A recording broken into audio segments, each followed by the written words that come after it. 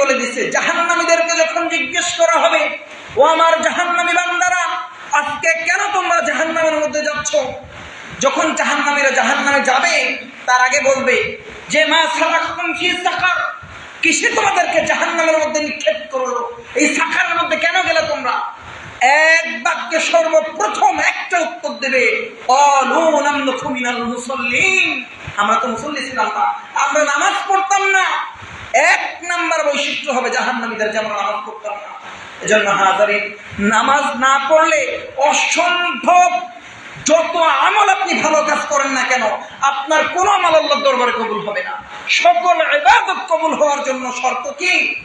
5 ওয়াক্ত নামাজ। আল্লাহ রাব্বুল আলামিন আমাদেরকে মুসলমানদের জীবনে থেকে শিক্ষা গ্রহণ করে, বিশেষ করে যেন আমরা অন্ততপক্ষে ফরজ 5 ওয়াক্ত নামাজ, তামাম দুনিয়ার সকল ব্যস্ততাকে পিছনে রেখে 5 ওয়াক্ত নামাজকে যেন আমরা জামাতের সাথে আদায় করতে পারি, আল্লাহ পাক তৌফিক দান করুন। আমিন। সম্মানিত